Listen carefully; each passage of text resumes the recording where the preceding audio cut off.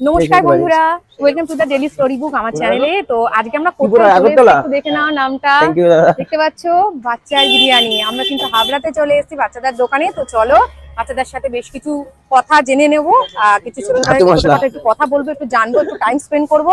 আর তারপরে আরো কি করবো, অনেক কিছু আছে। তো ক্রমশ প্রকাশ্য তোমরা প্লিজ ভিডিওটা কিন্তু এন্ড অবধি দেখবে, স্কিপ করবে না, তাহলে কিন্তু অনেক কিছু মিস হয়ে যাবে। হ্যালো গাইস, তো আজকে দেখতে পাচ্ছ চেনা লাগছে মুখটা কি? তো আশা করি নাম বলে দিতে হবে না। তো আমরা চলে এসেছি টুকটুক করে আমাদের বাচ্চাদের দোকানে, ঠিক আছে? তো বাচ্চাদের কাছে খুব ছোট্ট করে একটু কোশ্চেন করবো। খুব বিজি মানুষ, এখন একটা বিজনেস টাইম, বুঝতেই পারছো।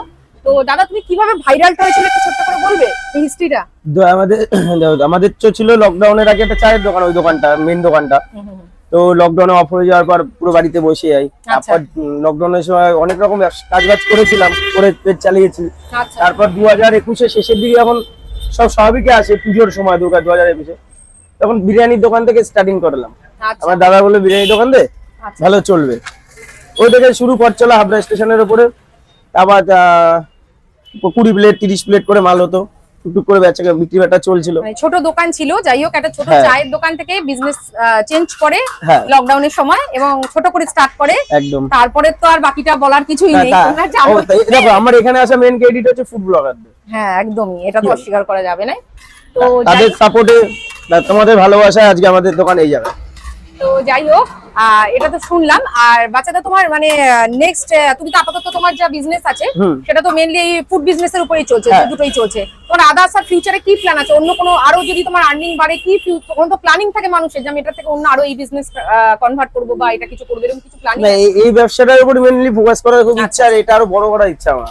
আচ্ছা ঠিক আছে। মানে বাচ্চার বিরিয়ানিটা মানে পুরো মানে এই ব্র্যান্ডটা, বাচ্চার বিরিয়ানি ব্র্যান্ডটা, আচ্ছা বুঝতে পেরেছো? যেভাবে আমরা দাদা বৌদির বিরিয়ানি ব্র্যান্ড জানি, রিবাপি জানি, সেইভাবে বাচ্চার বিরিয়ানি যেন আরো ব্রাঞ্চ হয় বিভিন্ন জায়গায়, এটাই মূল ফোকাস, তাই তো? বাহ, খুব সুন্দর প্রজেক্ট দাদার। তো চলো, দাদার সাথে কথা কমপ্লিট হয়ে গেছে। এবার দাদার দোকানে বিরিয়ানি আমরা আজকে খাবো, টেস্ট করবো, এবং সাথে থাকো, পুরো ব্লগটা শেষ অবধি দেখো। তো এই দেখো, আমরা কিন্তু নিয়ে নিয়েছি অলরেডি বাচ্চাদের দোকানের বিরিয়ানি, এবং তোমাদের জানিয়ে রাখি for all of your kind of information, এটা হচ্ছে বাচ্চাদের যে নেক্সট আর একটা যে ব্রাঞ্চ আছে না, মানে হাবড়ার মুখে, একদম পুরো মার্কেটের মুখের দিকে, স্টেশনেরটা নয় কিন্তু, আবারও বলছি, সেখান থেকে খাচ্ছি আমরা এখন বসে। তো তোমাদের আলুর সাথে নিয়ে কিন্তু 130-তে কিন্তু একদম আনলিমিটেড বিরিয়ানি পেয়ে যাবে তোমরা। আলু থাকবে আর বিরিয়ানিও থাকবে, ঠিক আছে? তো চলো এরপর আমরা একটু খাবো দাবো, ঠিক আছে? কেমন হয়েছে সেটা একটু দেখতে তো হবে। ডেফিনেটলি দেখে মনে হচ্ছে খুব ভালো। ডেফিনেটলি আমি কিন্তু কোনো ফুড ব্লগার না, বাট এটা জানিয়ে রাখা ভালো তোমার। তো যাই হোক, বিরিয়ানিটা আমার খুব পছন্দের লাগছে, কারণ আমি ব্যক্তিগতভাবে ভীষণ রকম এরকম ড্রাই বিরিয়ানিই পছন্দ করি, আর সেটাই পেয়েছি। তো ধরো আমরা একটু খাওয়া দাওয়া করে নিই, তোমরা সাথে থাকো, নেক্সট পরে কথা হচ্ছে, খেয়ে নিই। তো এরপরে আমি আর আমার হাজবেন্ড আমরা সবাই মিলে কিছু গরিব বাচ্চাদেরকে আর গরিব কিছু মানুষদেরকে বাচ্চাদের বিরিয়ানি খাওয়ালাম। তো এই ডিস্ট্রিবিউশনের কাজটা করে তারপরে এই গুটি পায়ে আমরা আমাদের বাসা স্টেশনে আবার ব্যাক করলাম। তো তোমাদেরকে একটা জিনিস জানিয়ে রাখি, এই ক্লিপিংসটা আমার ফোন থেকে অ্যাক্সিডেন্টালি ডিলিট হয়ে গেছে বলে আমি ভীষণ রকম দুঃখিত।